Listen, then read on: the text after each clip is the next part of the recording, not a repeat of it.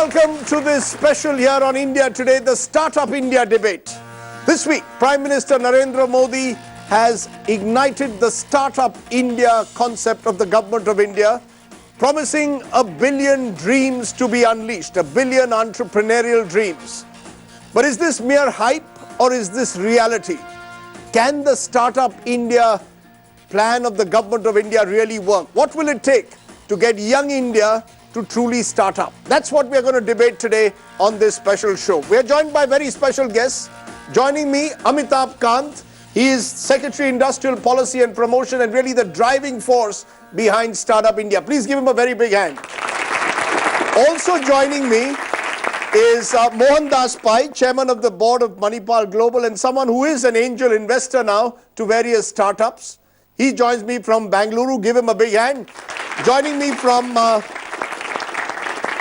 is Ronnie Screwwala, Indian entrepreneur, philanthropist, one of the original startup success stories of this country. Give him a big hand too. And also from Bangalore is K. Ganesh, director at bigbasket.com, one of the many new startups that have come up in this country. He's our final panelist on OB. Also with us in the studio, Manav Sethi, founder AskMeBazaar.com. They've created a digital marketplace. And also Nitin Saluja, founder Chayos, which makes or gives you any kind of tea from desi tea to, of course, designer tea, is the way I would put it. Okay, let's get straight cracking with this young audience here. They're going to put in a lot of questions, but I want to come to you, Amitabh Kant, since you were the man who is seen as Narendra Modi's key point person. Is this simply another slogan? Or is it actually going to translate into reality? There is a little bit of skepticism. Is this a lot of marketing hype or is this going to be reality, Mr. Kant? You know, the important thing is to create the right ecosystem for startups. And what the Prime Minister has said is that the government should keep itself totally away from startups. And therefore, we've looked at the entire life cycle of a startup. We've said there should be self-certification, there should be no compliances.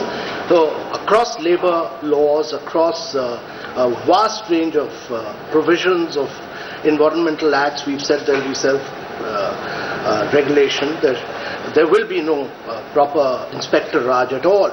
No inspection will take place. The government has also said that we should allow failures to take place. Many startups are bound to fail, and therefore the bankruptcy law, which has been amended, will allow failures to actually exit out within a period span of 90 days.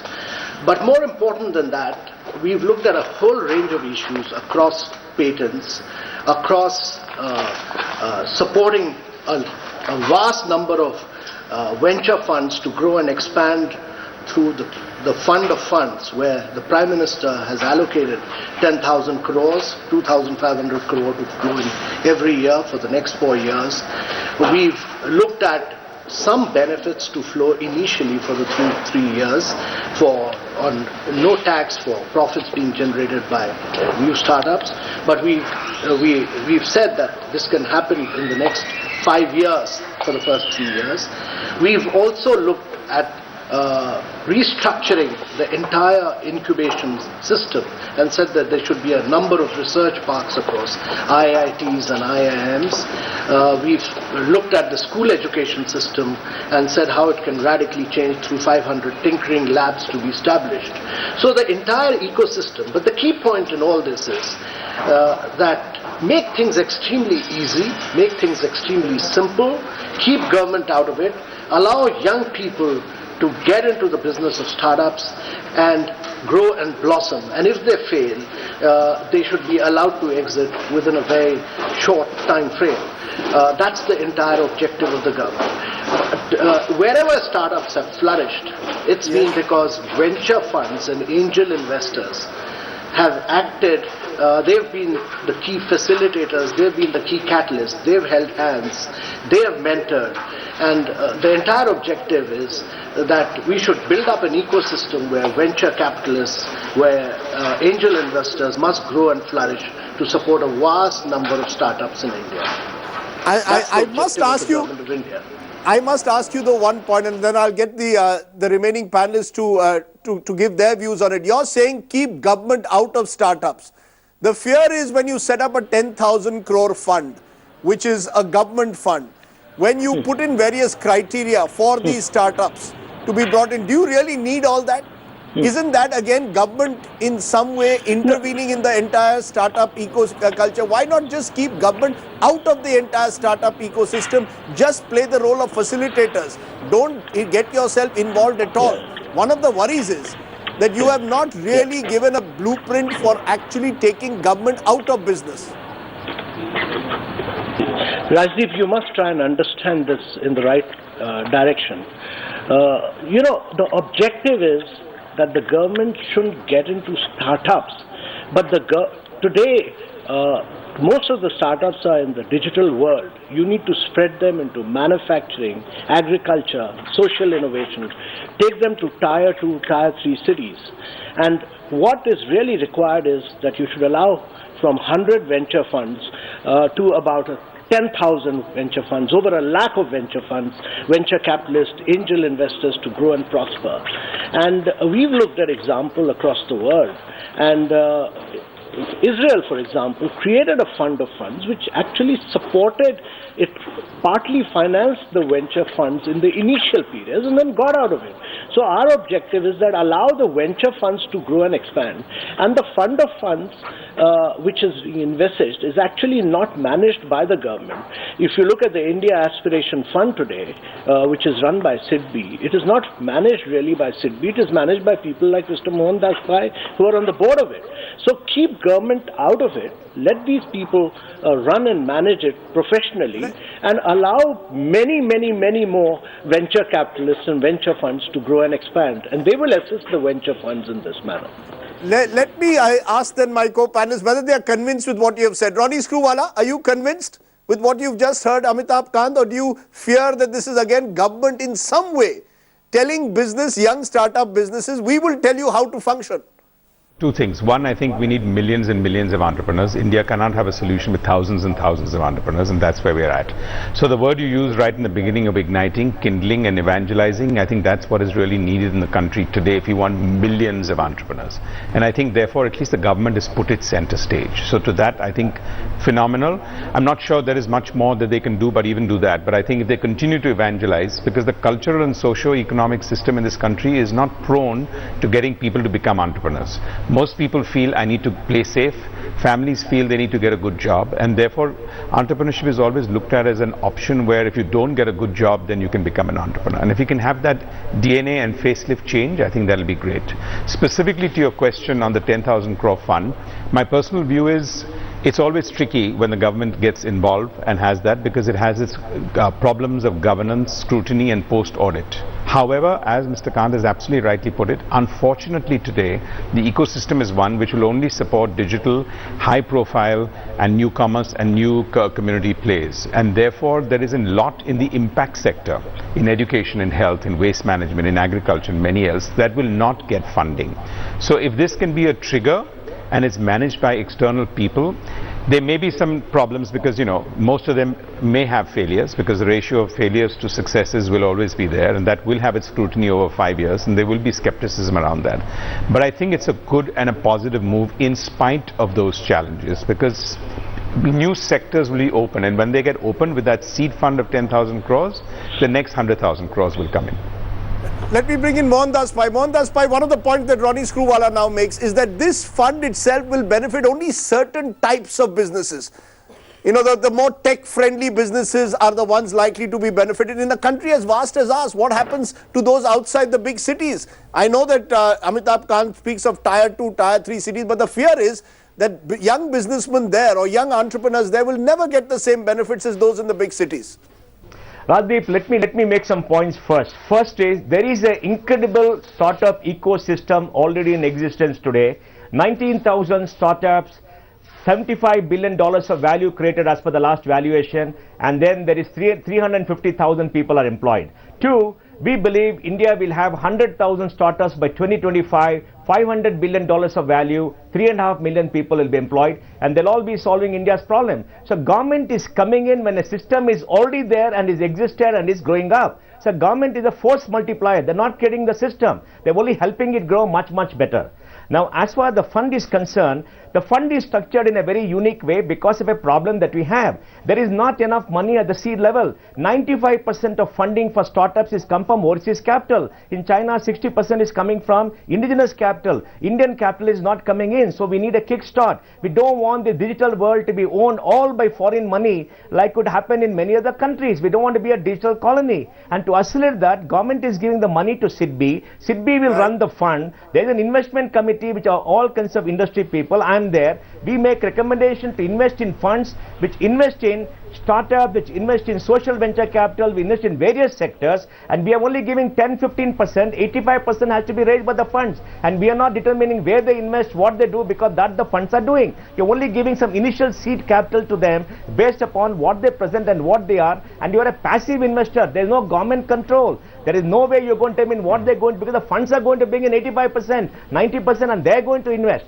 and we're going to keep it across all groups. And let me give you another piece of data. There are 6,000 companies which are startups which are waiting for angel funding on a platform called Let's Venture. I can give you all the names. So there is no money at the angel level, at the series, at below series A, at series A. Series A and above, money is coming in, but is inadequate. And only a few companies get a lot of money, and suddenly everybody feels, oh, there's enormous amount of money. So I think all this criticism is misplaced about government control. There is no government control. It's a force multiplier. It will make life easier, and things will go on. And government is coming in at a stage where they become a force multiplier and not a barrier. And let me give another piece of data before I sign off.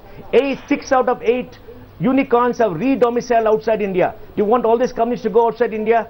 10 out of 30 B2B companies, $6 billion of value, have gone outside, re-domiciled because of challenges here. 54% of the top 100 startups in 2014 went out. 75% have gone out in 2015 because we have a hostile ecosystem here. They come here, they start, then they re-domicile, value is captured outside. So it's a very critical situation, and government has now come in, and Amitabh Kant has been fantastic. He's understood the problem and created this structure, and we all advise them. So I think it's fantastic. We should applaud them for what they're doing, not say government control and what they're doing. I mean, I find all the criticism misplaced because they just don't get data, they don't understand what is happening and what exactly the government is doing. I can see that you've come very well prepared with the data. Far better prepared than most of us. Absolutely, you've thrown a lot of facts. Always, Radeep, always. Okay, you've thrown a lot of facts. Let me bring in some of the skeptics. Manav Sethi, you were a little skeptical when I spoke to you before the program. You were not fully convinced that there was reality and there was a lot of hype over Startup India. What was your concern? So it's a campaign of good intent for sure, right? The bare bones are yet to come out, and I'm sure the tactical stuff will be laid out by Amitabh's team in due course. But the starting point is that how do you define a startup, right? Throughout the structure that has come out, the one single definition of startup is yet to be ascertained, right? And then there is again the red tapeism being thrown out versus government of ministers, trying to qualify a structure of a startup. If you look at from a startup standpoint, the two most crucial ingredients are capital and people. And if you look at the laws in this country, the laws that govern both capital and people have been crying for reform. So I think if government is cautious of this fact and they are going to create certain more, clearances or processes in place, that due process has to happen, which doesn't involve, as you rightly said, any government intervention. Your fear is that there is still too much of government intervention. Yeah. Am I correct? Yes. You're still, Nitin, are you also fearful of that?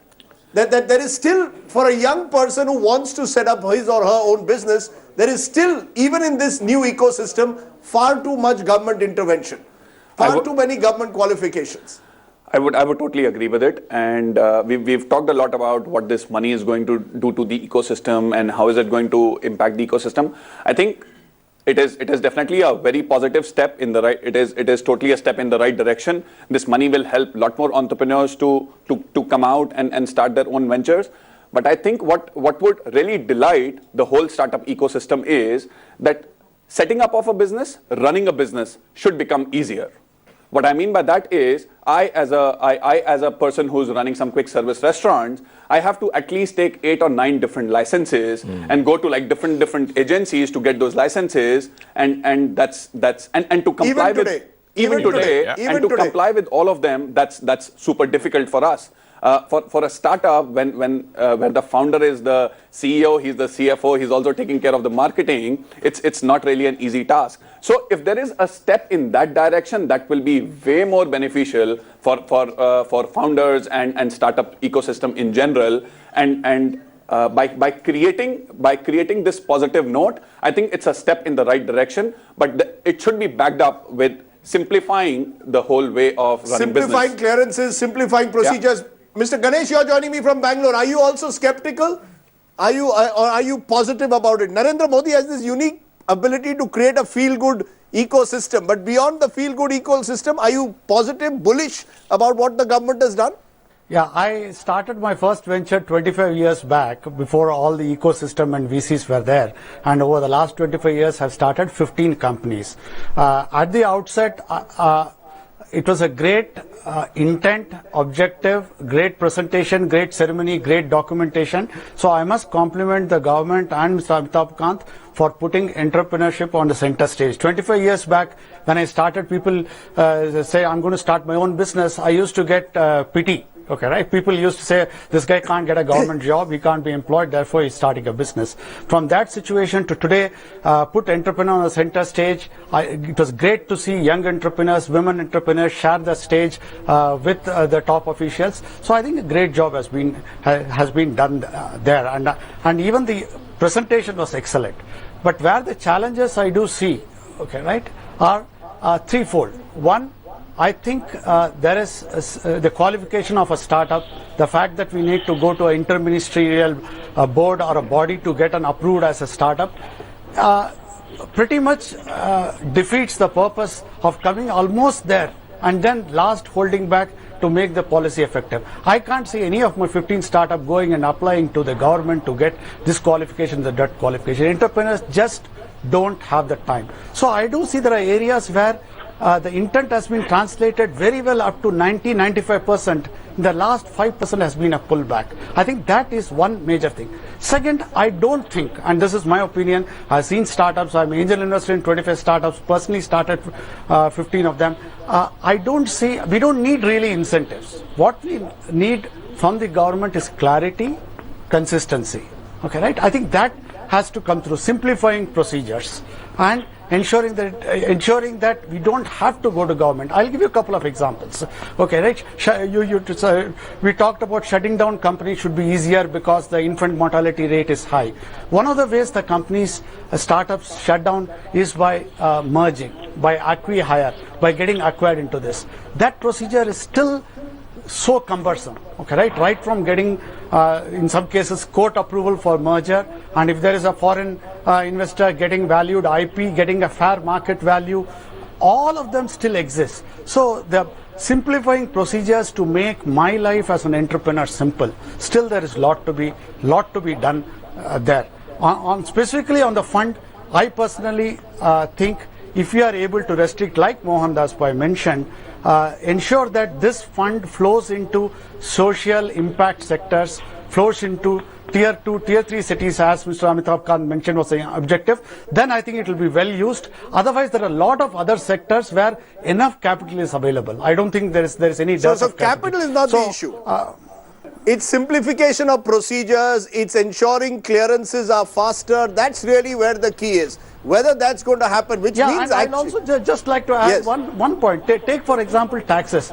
In a startup, it's very difficult to define whether it's a product or a service. There are a lot of startups where it is merged. Now I have a major problem paying. Should I pay VAT? Should I pay service tax? Both people come and ask me. Now that is a major thing. Two, how do I get a fair market value certificate for my startup in order to do that? So each one, and we talked about angel investors, Mohan Daspai mentioned. That issue is not getting solved in this. You have to be, if I want to raise money from my uncle or my friend wants to put money, still higher than the fair market value, still the angel tax applies. What this policy has done is given that relief only to incubators. But incubators form very small amount of angel investment, and you can't make me go through a qualified, registered angel fund or an angel network or a venture fund to be able to invest above fair market value. Make it very simple. Remove it. Why are you wanting government to approve you as a startup? Why? Can I bring in Amitabh Kant on that before I open it up to the audience? Amitabh Kant, you've listened to varied opinions. One of the fears, I think, is that the ecosystem of the government is going to have to change. I don't think the startup ecosystem of this country needs to be changed. Young Indians are ready to invest. But the government ecosystem, which still demands 8 clearances if you want to set up a restaurant, which still demands that various permissions have to be taken if I want to set up a small business. It's that ecosystem. Will that change, or will this simply remain in Delhi, restricted to you, Narendra Modi ji, and a few others who have that intent of actually building this ecosystem?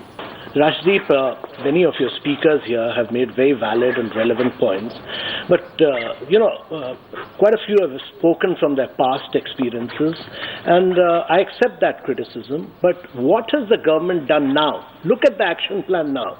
The government has said there will be no compliance issue at all. You just do a self-certification. Across all labor laws, all environmental laws, there will be no certification. Just give your own self-certification. There will be no inspector visiting your place. I mean, that's a paradigm shift in government, number one. Number two, we've said that there will be exit provision under the new bankruptcy law. And within 90 days, you can exit out. That's as clear as that. Number three, let me tell you that we don't want a definition of a startup. Startups don't need any definition. They must break boundaries. There must be technology, there must be innovation, there must be new products, there must be new processes, and you can't put them into a boundary in any manner. We totally accept that viewpoint.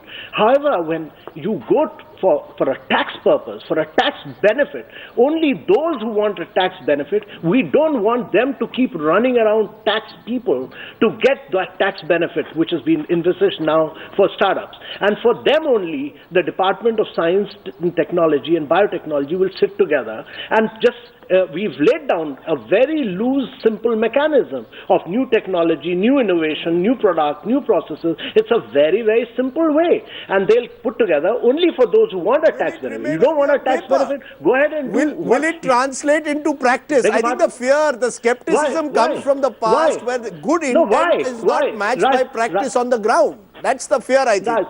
Okay, so Rajdeep, what has the government done? Try and understand that. Government has said that there will be a mobile app from the 1st of April, and I think people should all wait for 1st of April to see the radical shift. Just apply on the mobile app, get your clearance through, and move forward. Go and change the world. Go and radically, dramatically change the world. Use your technology. We want you to go and usher in all changes in India. And we want to create a better ecosystem than what happens in Singapore. The government's intention is that not merely that Indian startups should not move to Singapore, but Singapore startups should come to India. And therefore, we've started on a long journey, some of which have been announced across incubation, across taxation, across compliance issues, but wait for more in the budget. Wait for a little more. We've just started a long journey. Will change their mindset? And many of your speakers... And your fellow bureaucrats will change their mindset? Or are you a lone voice? Will your fellow bureaucrats? They were all, Rajdeep, you were not there, but there were 12 bureaucrats, and they were all grilled by young entrepreneurs. Right there, they were grilled, all of them. And all of them showed how fully committed they were. The government is changing. The government has dramatically changed. And I think all civil servants across the board want startups to flourish, want startups to dramatically grow in India, and we all are determined to create the best possible ecosystem in India. Okay. We've just started on a long journey, and I'm quite sure that starting with this action plan and subsequently the budget and what more will flow. But let me assure you, the government's determination is to keep itself out. We don't want to be a part of this. We want young businessmen to go and capture the world. We don't want to be a part of the fund of funds. There will be other professionals who will manage it. We don't want to be a part of this business of defining the startups. And we want Indians to just go and actually grow and blossom. Okay, you're sounding very positive. I want to know from this audience, how many of the young people in this audience want to set up startups? That's about 30-40%, well, 25% of this audience want to set up startups. How many of you are convinced with what you've heard? Let's get questions from this audience. How many of you have questions? Yes, go ahead. Sir, you have seen our Indian ecosystem of startups in business in the past also. Do you feel our policies, the ones coming up in Startup India, do you feel that the development that India will undergo because of these policies would be comparable to what China underwent in the 70s, 80s and 90s? And the made in China... Or hold on, go ahead. Yeah, go ahead. Or the global perspective of every second product being made in China, could that change to made in India in the next 20, 30 years? More than that, you just heard Amitabh Kant saying we are going to be Singapore. I'm sorry to say, Ronnie, my job here is to play the role of the skeptic. I mean, Singapore at the end of the day is a much, much smaller society, more tightly knit, less diverse. I mean, is Amitabh Kant right to say that we are now moving in the direction of a Singapore? Rajdeep. Yes. Rajdeep, I never said we'll be a Singapore. I said we should try and create the right ecosystem.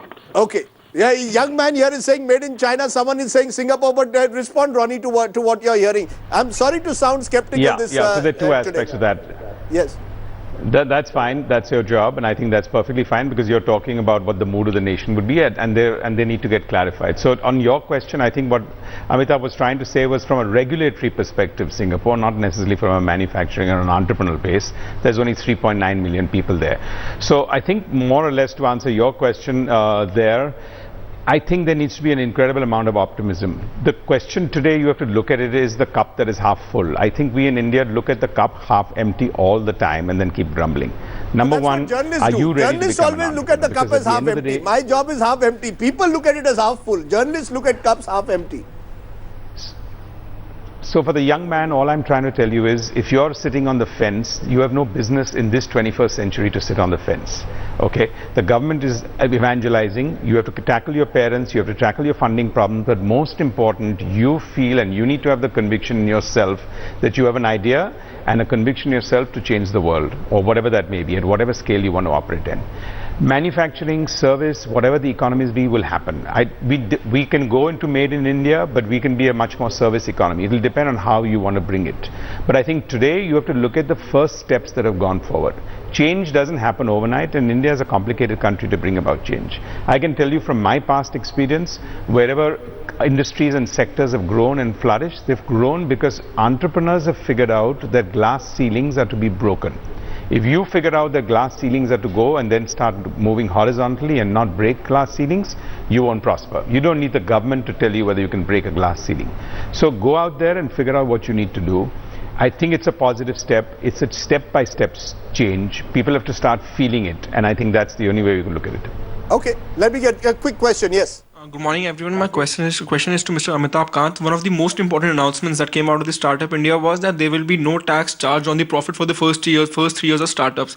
But sir, how do you expect a startup to register profit for the first 3 years when it's initially learning to stand on its own toes? You know, this is the one jumla which is supposed to be there. You know, I'm sorry to use the word jumla, but many believe this tax holiday for 3 years is a real jumla. 3 years is no time, Amitabh Kant. No startup is going to really make any profits in 3 years, so the tax holiday is meaningless. No.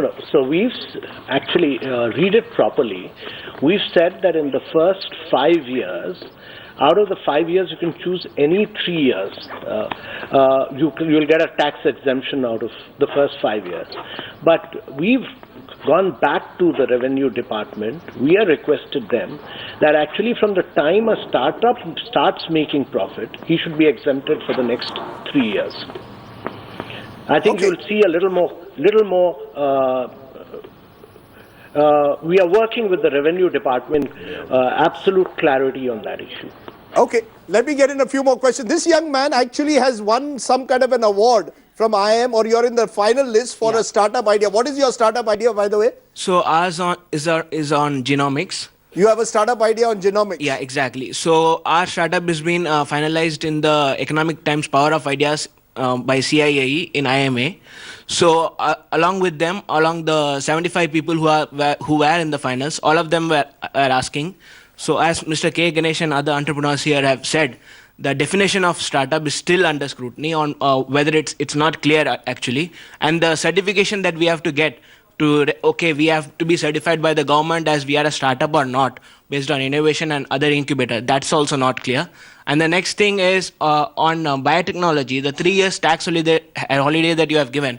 a biotechnology based startup or a manufacturing based startup, it has heavily capex intensive. So this also makes the entire process of but what you are looking for is clarity. Yeah, above the all. clarity and easy to do business. Mohandas Pai, these are young people who have ambitions, but their worry is clarity. We are not sure whether the Prime Minister in his Startup India has still provided that necessary clarity. And also, Rajiv, for a startup like him, there is a very tightly implementable IP regime required. Just a minute, Mr. Pai. Manav wants a point and then I'll get you in. Yes. For a startup like him, India also needs a very tightly regulated and implemented intellectual property regime as well, which is completely out of whack right now. Yes, go ahead now. Respond, Mohandas Pai. Radip, there was no policy and no help from the government till today. Now we got something. It may be 20% of what we want. But what is important to me is the very positive attitude of the Prime Minister, the Finance Minister, Commerce Minister, Amitabh Kant, 12 bureaucrats in the whole government saying, we are here to help you. We have done so much. We are going to do something. We had a discussion with India UK has more Sinha, than 12 bureaucrats. We had a discussion. Sir, India has more than 12 bureaucrats. That tax inspector who will come to my small business if I set it up in a Darbhanga or I set it up in a Davangere, what happens to him? Radip, I met Hasmukh Adia and spoke to him. I am enthused after looking at it for the last 25 years, Radip. For the first time, I am enthused. We got some change of attitude. Let's give them time. There's no point rubbishing it. We are better off today than we were yesterday. Day after, we should be much, much better off. And all these startups will go overseas. That's all. They'll do much better overseas. No. The only government has to take care to put them here. Startups are not going to suffer. So it's interesting you're saying you're enthused after 25 years. That means you were not enthused by Manmohan Singh all those years. All those years, Manmohan Singh did nothing. Are we suggesting that 2014 has changed India? Barring 91. No, are we saying that India has changed only after May 2014? Changing India, Radip. Many of the... What has changed? What has changed? I have not seen the Prime Minister, Finance Minister, Commerce Minister, 12 bureaucrats come on a single platform to declare openly they're going to support, they believe in it. I have not seen it. Vajpayee supported us. Manmohan Singh supported 91 to 95, opened the economy, but the rest of the bureaucracy was not aligned. I've met all bureaucrats in the last 25 years, and there's a sea change. Let's be real about it, Radip. Let's not be cynical. I've seen all of them for 25 years, and we have built Infosys, we built the IT industry. We understand the change, what has happened, and we are very enthused. Okay, Mr. Ganesh, you were wanting to make a point. Please make a quick point and then I'll get one more question. One of the entrepreneur, the student talked about it. I think from a position of where we were, not just 25 years back, even 5 years back, the amount of attention given by the government and the intent shown by the government is highly commendable. I do agree with Mr. Amitabh Kant that we have to wait for the budget, we have to wait for some implementation plan. So the enthusiasm is of a completely different order. But like I mentioned earlier, in terms of clarity and implementation and making my life simple, or the young man who asked the question about how is he going to prove to various authorities about his genomics business, those are questions that need to be answered, and as simply and as less bureaucratically as possible to give actionable intent to the policy. Okay, the big point you're making is the enthusiasm levels today are much greater than ever before. This young lady has a question. Yes, ma'am. So my question is to Amitabh, sir. Yes. Morning, sir. Sir, in San Jose 2015, California, our Honorable Prime Minister quoted that when he entered in 2014 as a government, BJP, he said that he saw his government as a startup. Do you think your government could flourish as a startup in India? Do you think the government, he saw his government as a startup in India? Is there what is the big mindset change? I must ask you this, Amitabh Kant, that you worked with Manmohan Singh, you worked with the Kerala government, both left and Congress, on your incredible, on your tourism campaign for Kerala, the incredible Kerala campaign, our destination Kerala campaign, God's own country. What is the big change that you've seen between Manmohan Singh and Narendra Modi? And you can be honest about that. Manmohan Singh is not coming back as Prime Minister, so you can be honest. No, irrespective of that, I must say that there is a huge amount of energy, there's a great amount of vibrancy, and there is a clear determination that India must rapidly grow, create jobs for young Indians, And I think all decisions that are being taken seem to be in the right, absolutely the right direction to take. It may take some time. It may take some time. But I think we waited a long time, and patience is a virtue. But we are totally on the right track. We are totally on the right direction. Does Narendra Modi have an entrepreneurial mindset himself? Is that the difference? Does Narendra Modi, as a good Gujarati, have an entrepreneurial mindset himself? That's the big difference.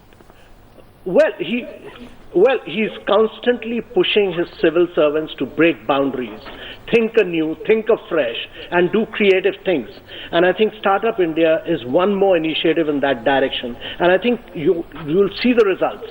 But Mr. Ganeshan made some very, very valid and relevant points. And I wanted to say that actually you don't need a definition at all. Why do you need a definition? I mean, startups don't need any definition at all. We are saying... No, Amitabh, I'm not going to apply to Government of India.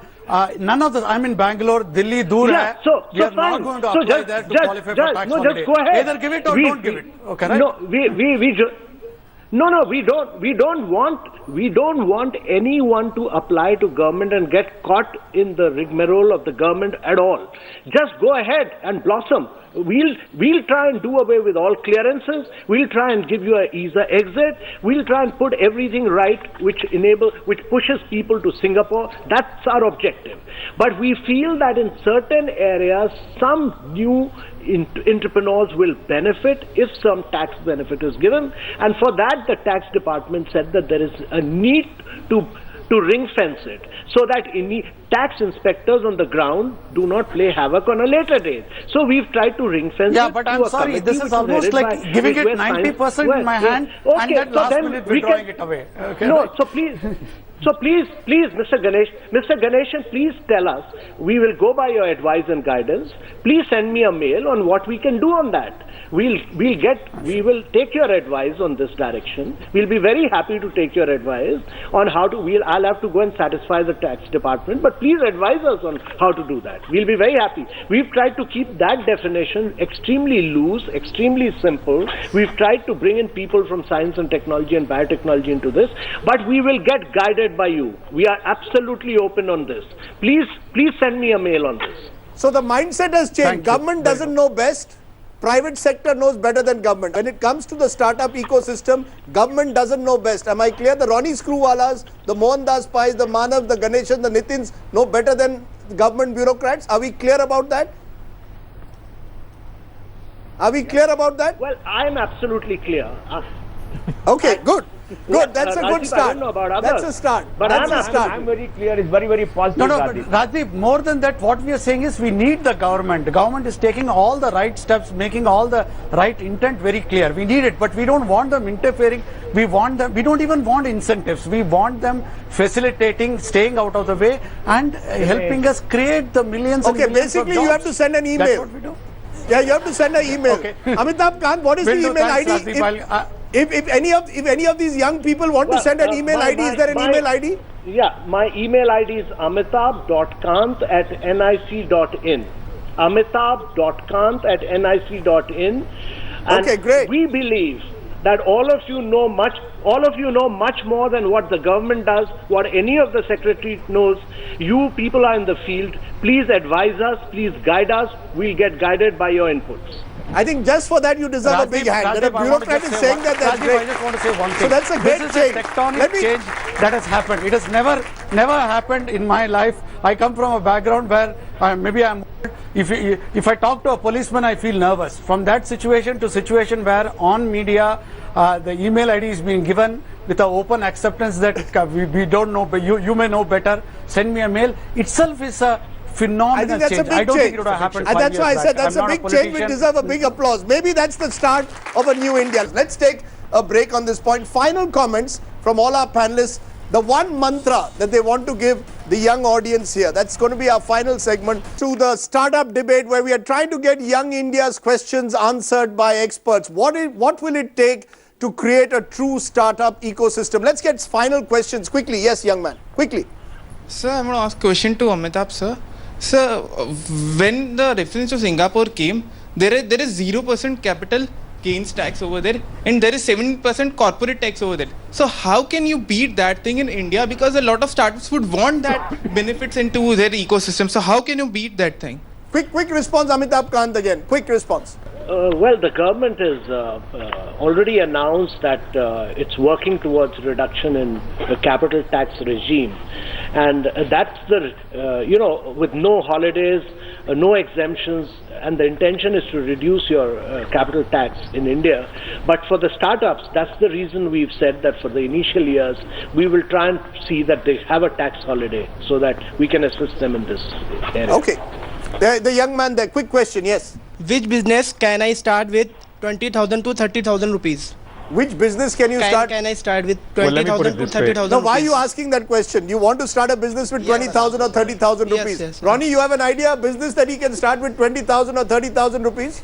Well, I started my business at 37,500 rupees and I have no regrets for that thought process. It's not about the 20,000 and 30,000. It's going to be first your sweat equity and your willpower that's going to do it. The 30,000 has to be a multiplier effect. And look guys, it's not about getting your investments and funding. Everyone thinks today entrepreneurship is about finding an investor first. You figure out that you want to go do what you want to do and you'll find the solutions. Right. And become profitable on day one, you can even do that. You do not need to think that funding is your first benchmark and badge of honor. Get one more question. The gentleman at the back has a question. Go ahead. Yes. Sir, my name is Aman and I'm from Amity University. I'm having a proposed startup of customizations, like of clothing startup. So my father says that first bring some strong plans, then I'll be funding your startup. So what can be the marketing strategies or plans I should make and convince my parents so that I can... You're asking for a full business plan, is it? We'll do that after the program.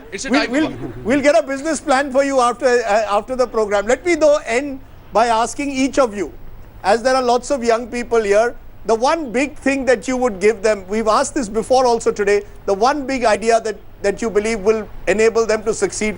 Let me start with you, Nitin, Manav, and then go to all our guests.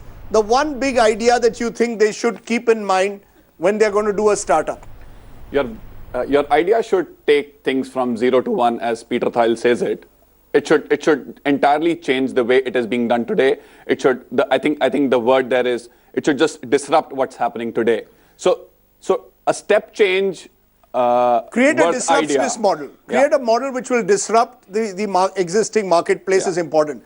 Manav, the one big idea. So I think the focus has to be that what problem you are going to solve and how scalable that problem is. If you have got these two things right, I think you have a way to go. Okay, so your plan should have a problem-solving approach. Mr. Ganesh, the one big advice that you would give as someone who started 25 startups, 15 startups.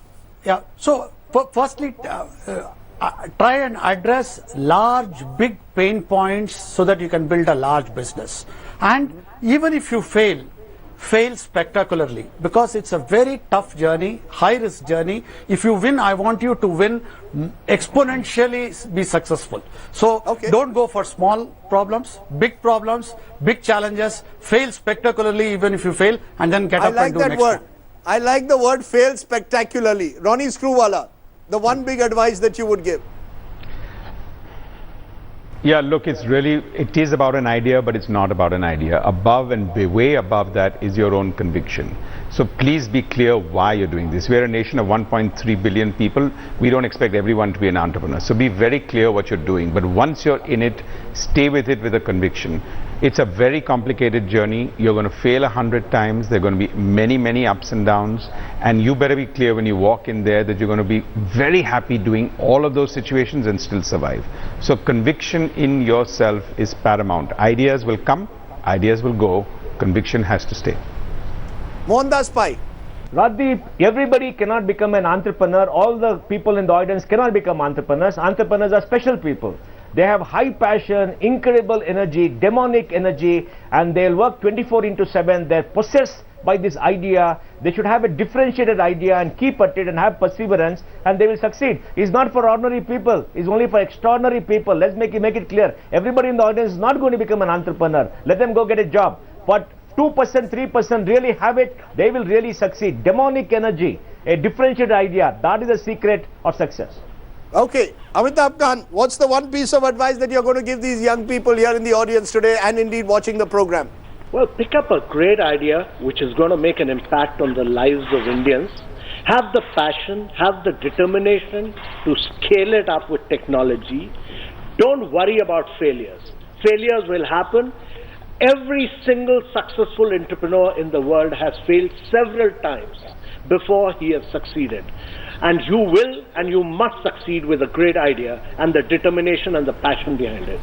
Okay, I asked at the start of the program, how many of you wanted to be entrepreneurs? It was less than 20%. How many of you now want to be entrepreneurs at the end of this program? Good. You managed to convince a few more hands. There are about 50% hands raised. So good.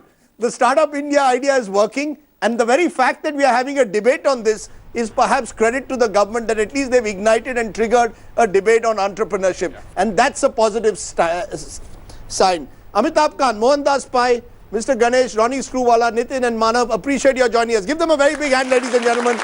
Go out there and chase your dreams is what we are saying. This is all about chasing your dreams and showing the demonic energy that our panelists are speaking of. Thank you very much for joining us. Goodbye. Goodbye.